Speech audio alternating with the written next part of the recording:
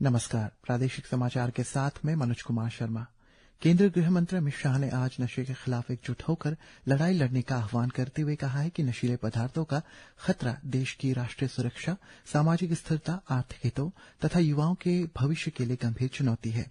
उन्होंने आध्यात्मिक नेताओं, युवाओं और माताओं से एक मंच पर आकर इस लड़ाई को जीतने की अपील की। श्री शाह आज नई दिल्ली में नार्को कोऑर्डिनेशन सेंटर की 10वीं शीर्ष स्तरीय बैठक को संबोधित कर रहे थे। उन्होंने कहा है कि वर्ष 2014 से 2026 तक बीच लगभग 26,000 किलोग्राम सिंथेटिक ड्रग्स जब्त किए गए हैं, जबकि वर्ष 2014 से 2026 के बीच ये मात्रा बढ़कर 1 करोड़ 18 लाख किलोग्राम हो गई है। उन्होंने कहा है कि ये आंकड़े दर्शाते हैं कि मादक पदार्थों की तस्करी के खिलाफ सरकार का अभियान लगातार प्रगति कर रहा है। याजाली से लगभग 12 किलोमीटर दूर कईपांजोर जिले के प्रवेश द्वार के निकट स्थित डीएनएल स्टोन क्रशर प्लांट में कार्यरत 4 श्रमिक अपने शिविर में सो रहे थे, तभी भारी भूस्खलन की चपेट में आने से घायल हो गए। घटना किस समय हुई इसका अभी तक पता नहीं चल सका है। घटनास्थल पर मोबाइल नेटवर्क उपलब्ध नहीं है और सभी ओर से सड़क संपर्क बाधित है। बताया गया है कि कुछ श्रमिक मलबे में आंशिक रूप से दब गए थे, जिन्हें राहत एवं बचाव दल के पहुंचने से पहले उनके सहकर्मियों ने सुरक्षित रूप से बाहर निकाला। पापुमपारे जिला प्रशासन द्वारा भेजी गई 2 चिकित्सा टीमें तथा एनडीआरएफ की मेडिकल एवं रेस्क्यू टीम्स सड़क संपर्क बाधित होने के कारण घटनास्थल तक नहीं पहुंच सकी।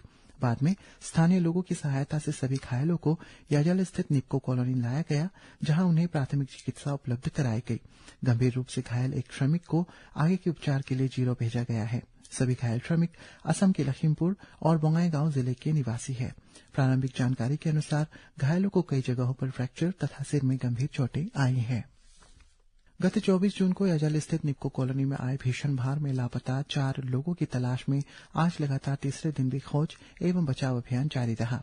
निप्को कॉलोनी तथा जलाशय के आसपास एसडीआरएफ की टीम ने सुबह 7:30 बजे से तलाश अभियान शुरू किया, लेकिन लापता लोगों का अब तक कोई पता नहीं लग सका है। एसडीआरएफ के 23 जवानों ने स्थानीय लोगों, पूर्व सैनिकों तथा पुलिसकर्मियों के सहयोग से पूरे क्षेत्र में व्यापक तलाशी अभियान चलाया। टीम ने बाढ़ प्रभावित निप्को कॉलोनी से मलबा हटाने का भी सहायता किया है।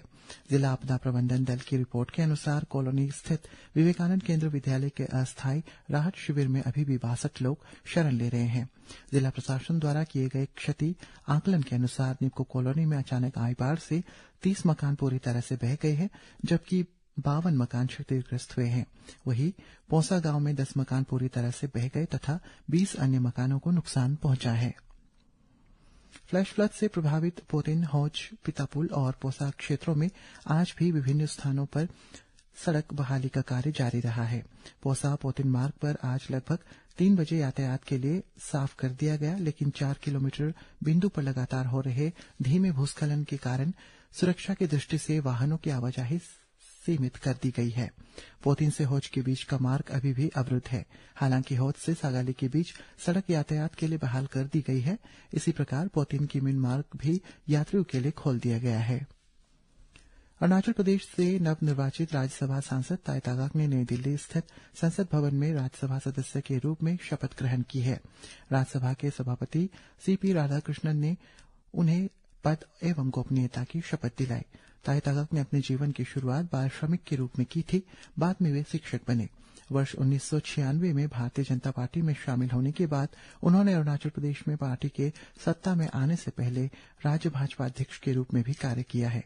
शपथ ग्रहण के बाद उन्होंने भारत के उपराष्ट्रपति एवं राज्यसभा के सभापति से शिष्टाचार भेंट भी की। फीफा विश्व कप में आज सुबह सैन फ्रांसिस्को बे एरिया स्टेडियम में ग्रुप डी के मैच में पैराग्वे के साथ बिना किसी गोल के ड्रॉ खेलने के बाद ऑस्ट्रेलिया नॉकआउट स्टेज के लिए क्वालिफाई कर गया। ग्रुप डी के एक मैच में तुर्की ने लॉस एंजलिस स्टेडियम में यूएसए को 3-2 से हराकर अपने वर्ल्ड कप अभियान का समापन किया। वहीं ग्रुप एफ में नीदरलैंड्स ने कैनसस सिटी में ट्यूनीशिया को 3-1 से हराकर ग्रुप में शीर्ष स्थान हासिल किया और मोरक्को के साथ नॉकआउट मुकाबले के लिए जगह बनाई। ग्रुप एफ के एक और मैच में आज सुबह ग्लास स्टेडियम में 1-1 से ड्रॉ खेलने के बाद जापान और स्वीडन के रन ऑफ 32 में जगह पक्की कर ली है। इसी के साथ ये समाचार बुलेटिन समाप्त हुआ। नमस्कार।